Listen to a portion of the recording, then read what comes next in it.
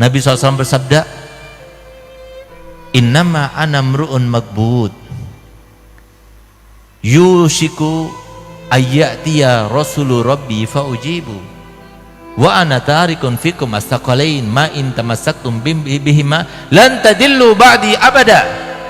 Aku ini adalah seorang manusia biasa yang bentar lagi aku mati. Mungkin sebentar lagi datang utusan Tuhanku, dia akan menjemput rohku dan aku akan mengiyakan undangannya. Tapi aku tinggalkan kalian dua hal. Tolong camkan baik-baik ini. Kenapa sih hadis yang dibawa terus kitab Allah wa sunnati, kitab Allah wa sunnati? Kenapa ini hadis itu kan diriwayatkan oleh Imam Hakim dan kita Mustadraknya? Kenapa kok itu terus yang dibawa? Kenapa hadis yang justru diriwayatkan oleh Imam Muslim yang lebih sahih, lebih kuat derajat kehadisannya, kesahihannya daripada hadis yang Imam Hakim itu? Rasulullah mengatakan kitab Allah wa itrati ahli baiti. Kitab Allah, pegang teguh Al-Quran, dan keluargaku. Kenapa Nabi SAW mengatakan demikian? Jawab, kenapa? Ada apa?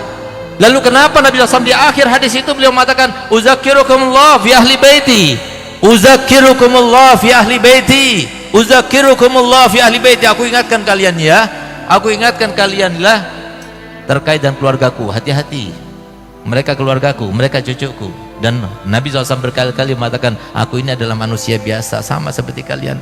Subhanallah, ambil satu contoh, lihat bagaimana orang yang memuliakan dan tidak memuliakan. Ini contoh yang sangat luar biasa terkait dengan akhir zaman ini. Ada sebuah cerita yang fakta, bukan cuma cerita yang khurafat, di mana ada seorang syarifah punya anak 3. Gak beruntung yang hartanya itu bersambung dengan zuriat Nabi. Beruntung mereka yang mempunyai perhatian kepada zuriat Nabi. Nabi SAW sendiri bersabda dalam hadisnya, man sona'a ma'rufan li bani Abdul Muttalib walam yujazihi fa'ana ujazihi yawmal qiyamah. Barang siapa yang melakukan suatu kebaikan bagi Bani Abdul Muttalib, siapa sekarang? Ya para habaib di cucunya Nabi. Maka aku nanti membalasnya pada hari kiamat. Subhanallah, ini ada cerita. Tapi jangan ditiru. Ada habib, memang nggak punya dia, tapi dia malu mau minta-minta. Dan sifat habib yang paling kental, sifatnya orang Quraisy itu begini, merendah kepada orang, paling anti. Kalau semua ada habaib yang seperti itu, terkontaminasi. Itu habaib yang terlumuri, itu namanya. Kalau habaib yang asli enggak. Coba lihat bagaimana orang Quraisy. Kenapa sih orang Quraisy itu kalau jalan tuh harus pakai budak? Kenapa? Karena takut sampai jatuh sesuatu barang, dia nggak mau menunduk, itu nggak mau. Dia perintahkan itu yang namanya budaknya. Iya, kalau jatuh sesuatu yang nggak berharga, walaupun yang jatuh itu satu karung isinya dinaran, ribuan dinar, nggak diambil sama dia, diambil oleh budaknya. Dari saking merasa nggak mau merendahkan diri di depan orang. Itu sifat daripada habaib yang asli. Subhanallah, bagaimana Nabi kita Muhammad SAW kemudian mengajarkan kepada kita untuk menghormat, memuliakan mereka, sampai lihat bagaimana perhatian Nabi kepada mereka. Ini sambil contoh, ambil pelajaran tapi jangan diambil contohnya. Ada orang habaib, dia nggak mau minta-minta, apalagi sampai nipu-nipu, nggak mau. Tapi apa? Dia mau makan, dia berusaha kerja nggak dapat uang, dia cari kerjaan nggak dapat kerja, sementara dia dan keluarganya harus makan. Sehingga apa? Dia datang kepada seorang pedagang penjual barang-barang kelontongan seperti apa, beras, ya, sembako itu ya. Dia datang, Ji, saya mau beli berasnya Ji, tapi saya nggak punya uang, mau nggak Ji saya beli pakai kertas ini? Itulah saya katakan tadi, jangan ditiru tapi gitu. Apa isi kertasnya? Hutang kepada datukku Nabi Muhammad SAW. Hutang kepada datukku Nabi Muhammad SAW. Masya Allah, Haji itu bilangnya, Masya Allah Bib, dicium kertasnya itu. Ambil Bib, ambil. Taruh di paku. Biasa kan pedagang itu kan, notanya taruh di paku, nanti taruh lagi, nanti satu hari dihitung, tulis. Kesian deh mereka. Apalagi pas sudah capek-capek, nggak berharga lagi. Sudah capek-capek, nggak berguna lagi untuk Nabi Muhammad, lebih kesian lagi. Hidupnya susah, pengen mikirkan duit, cari duit terus, tapi duitnya nggak berharga. Makanya semoga Haji Bayu saudara kita ini terus tambah banyak uangnya, supaya perjuangan ini terus, dan semua yang membantu Bola Rasul ini insya Allah pasti mendapatkan tempat di dalam hati Nabi Muhammad SAW. Ayo kita berjuang. yang dengan jabatan, yang punya pejabat dengan jabatannya, yang punya uang dengan uangnya, yang kiai seperti ini. Beliau datang itu luar biasa, datangnya saja itu sudah menjadikan sebuah kekuatan untuk apa? Menguatkan keimanan dan ketakwaan bagi mereka yang hadir. Subhanallah, numpuk 1, 2, 3, datanglah istrinya, kamu itu dibohong-bohongi, biasalah perempuan gitu. Dia itu begini, enggak, sampai timbul juga keraguan. Namanya juga seseorang, makanya kalau setan ya, setan yang nggak kelihatan itu kan luar biasa ampuhnya ya, di dalam membisiki seseorang, apalagi setan yang luar biasa yang kelihatan itu. Nah, setan sekarang yang banyak kelihatan itu menjelma ya, perempuan, apalagi istri gitu. Bahkan menjelma kiai juga banyak, habaib juga banyak gitu. Hati-hati. Makanya kan mereka itu bukan toladan, toladan kita Nabi Muhammad. Selain Nabi Muhammad, maka ada syaratnya. Kalau mereka sesuai dengan ajaran Nabi Muhammad, toladan kita juga. Tapi kalau nggak sesuai dengan ajaran Nabi Muhammad, bukan toladan. Kenapa? Toladan kita adalah Nabi Muhammad sesuai dengan perintah Allah. Laqad kana lakum fi Rasulillahi uswatun hasanah. Siapapun orang alimnya, kalau dia itu tidak berjalan sesuai seiring dengan ajaran Nabi Muhammad, bukan toladan kita, tapi Nabi Muhammad adalah toladan kita. Subhanallah, timbul keraguan dalam hatinya. Iya juga ya, jangan-jangan saya ini bohong ini. Subhanallah, malam harinya bermimpi Nabi Muhammad SAW. Pedagang itu bermimpi Nabi Muhammad. Coba lihat, diperhatikan Nabi Muhammad. Di dunia sudah dibalas oleh Allah, oleh Nabi Muhammad SAW. Apa kata Nabi Muhammad? Ji, kamu itu mau aku bayar di dunia apa di akhirat nanti? Sampai kamu itu meragukan saya tidak akan membayar hutangmu. Bangun tidur dalam keadaan menangis. Masya Allah, udah itu dia ambil sertifikat tokonya itu, dikasihkan sama Habib itu, isi tokonya, sak tokonya dikasihkan. Kali ada yang mau melakukan gitu, kirim ke Bangil sana, kirim ke saya gitu. Masya Allah, coba lihat, diperhatikan. Ada lagi satu cerita, ini terkait dengan akhir zaman. Hati-hati, jangan sampai kita tertipu. Makanya kenapa Allah Ta'ala mengatakan wala taghurrannakumud dunya wala yaghurrannakum billahil ghurur. Jangan tertipu dengan imamah ini, jangan tertipu dengan rida ini, jangan tertipu dengan gelar kita sebagai Habib, sebagai kiai, sebagai panutan. Jangan tertipu. Bisa jadi itu adalah sebuah triknya setan untuk menjerumuskan kita. Coba lihat bagaimana ada seorang syarifah punya anak 3, suaminya meninggal, dia nggak bisa bekerja, nggak ada warisan, sehingga kemudian karena terpaksa nggak ada yang bantu. Nah ini harusnya kita cari. Ada mereka zuriat Nabi yang dia itu mau minta malu, mau kerja, dia nggak dapat kerjaan. Nah, yang semacam itu kok dibantu, itu langsung nyambung kepada Nabi Muhammad SAW. Subhanallah, terpaksa nggak ada yang dimakan. Seorang ibu ibanya kepada anaknya, dia keluar. Yang paling mengetahui dengan ilmu terkait dengan kemuliaan dan kebaikan kan para ulama. Datanglah dia kepada seorang mufti di tempat itu, di negara itu. Tepatnya di Irak ini terjadinya. Datang mufti, saya ini syarifah zuriat Nabi, suami saya baru meninggal, saya punya anak 3 perempuan semuanya, nggak bisa kerja kami, dan nggak ada yang bisa dimakan sekarang ini. Kami ingin meminta bantuanmu, ulurkan bantuanmu untuk kami. Apa jawaban kiai? Mana buktinya kalau kamu itu syarifah? Kalau kamu menang syarifah, buktinya apa?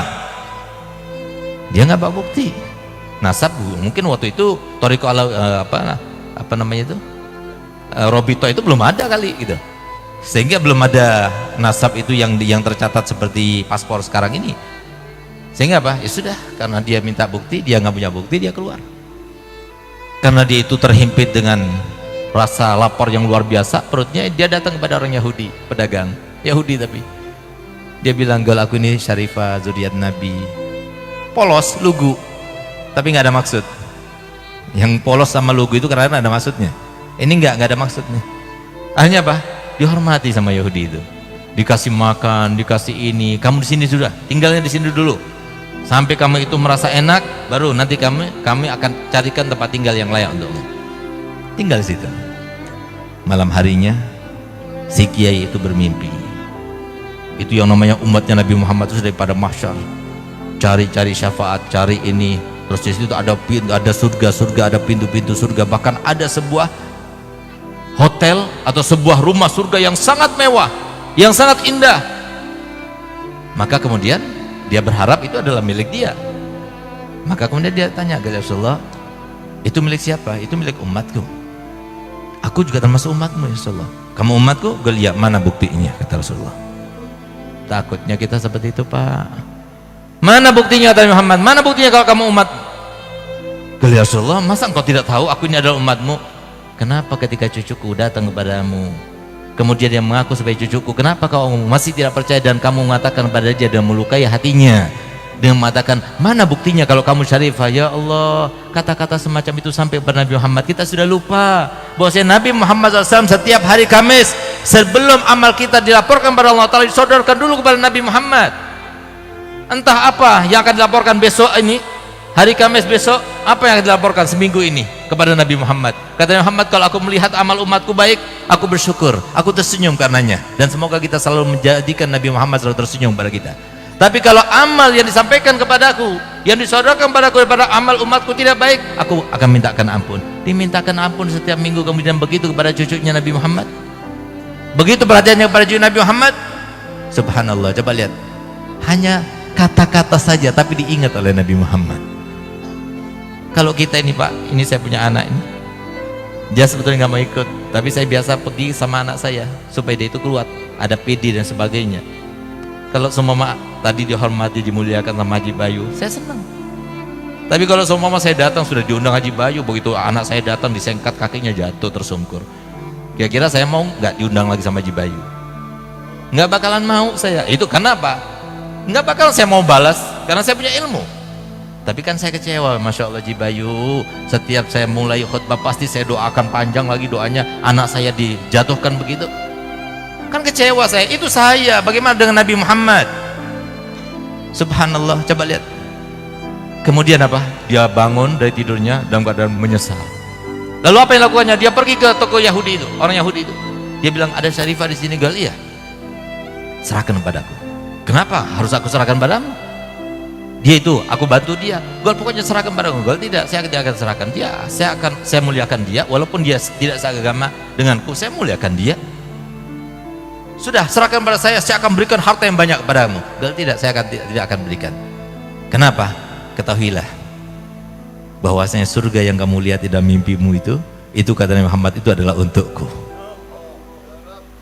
Berkat perhatian kepada Nabi Muhammad, seorang Yahudi yang keluar daripada Islam, tapi Nabi Muhammad datang kepadanya, dan berkatnya dia itu perhatian pada cucunya, sampai kemudian dapat hidayah. Berkat apa? Perhatiannya pada cucunya Nabi Muhammad SAW. Ini orang alim, ini kiai, ini mufti, tapi lihat bagaimana perlakuannya kepada cucu Nabi Muhammad. Hanya seperti itu, minta bukti, nggak langsung percaya, sampai melukai perasaannya Nabi Muhammad. Bagaimana kalau sampai memfitnah? Bagaimana kalau sampai menghujat? Bagaimana kalau sampai menggibah? Bagaimana kalau sampai membunuh karakternya dan sebagainya? Na'udzubillah. Apa tidak akan hancur? Padahal Nabi SAW telah bersabda, "Qaddimu Quraisyan wa la tataqaddamu, wa illa fatahlaku," kata Nabi Muhammad. Hendaknya dahulukan Quraisy, utamakan orang Quraisy. Jangan kamu itu mendahului mereka, jangan jadikan mereka itu saingan. Kalau itu kamu lakukan, jangan salahkan kalau akhirnya kamu binasa. Sehingga kita lihat sekarang banyak para kiai, orang alim, minta maaf, yang hilang karismatiknya, tidak diikuti oleh pengikutnya. Bukankah itu sebagai bentuk balasan daripada apa yang diucapkan oleh Nabi Muhammad SAW? Harusnya mereka yang paling cinta pada zuriat Nabi, mereka yang dikenal dengan ilmu, mereka yang paling tahu dengan ilmu. Semoga kita semua termasuk mendapatkan kemuliaan Nabi Muhammad SAW. Semoga kita termasuk dicintai oleh Nabi Muhammad SAW. Semoga kita termasuk yang benar-benar menjalankan perintah Nabi, bahwa saya mendidik anak-anak kita dengan 3 hal: mencintai Nabi Muhammad, mencintai keluarga Nabi Muhammad, dan juga mencintai Al-Quran. Ya Allah, jadikanlah kami termasuk yang perhatian kepada 3 hal itu, sehingga anak-anak kami termasuk yang selamat daripada fitnah akhir zaman. Ya Allah, selamatkanlah kami semua ya Allah. Jangan biarkan kami keluar di tempat ini kecuali masing-masing di antara kami telah bermimpi Nabi Muhammad SAW dalam tidurnya sebelum meninggalnya, sehingga nanti di akhirat dia akan berjumpa dengan Nabi Muhammad SAW. Sebagaimana beliau bersabda, "Man ra'ani fil manam fasayarani fil yaqza." Siapapun yang melihatku dalam tidurnya, maka pasti dia akan melihatku dalam keadaan nyata. Ya Allah, berikan kenikmatan itu kepada kami semua ya Allah. Jangan biarkan keluar dari kami kecuali mereka semua yang termasuk dicintai oleh Nabi Muhammad SAW. Ya Allah, jadikanlah, selamatkanlah kami, selamatkanlah keluarga kami, selamatkanlah keturunan kami, selamatkanlah seluruh kaum muslimin siapapun mereka ya Allah, daripada fitnah akhir zaman, fitnah politik, fitnah jabatan, fitnah dunia, fitnah perempuan, fitnah keluarga, fitnah segala macam fitnah. Ya Allah, selamatkan mereka ya Allah, karena kami ingin berkumpul dengan mereka semuanya ya Allah, berkumpul bersatu padu dalam keadaan ya Allah kita semuanya dibanggakan oleh Nabi Muhammad, mendapatkan syafaat Nabi Muhammad, dipimpin oleh Nabi Muhammad, di bawah bendera Nabi Muhammad, diiringi oleh syafaat Nabi Muhammad, melintas di atas sirat bersama Nabi Muhammad, dan masuk ke dalam surga bersama Nabi Muhammad. Rabbana atina fid dunya hasanah wa fil akhirati hasanah wa qina adzabannar. Wa sallallahu ala sayyidina Muhammadin wa ala alihi wasallam walhamdulillahi rabbil alamin. Kurang lebihnya saya mohon maaf. Wabillahi taufiq wa hidayah. Wassalamualaikum warahmatullahi wabarakatuh.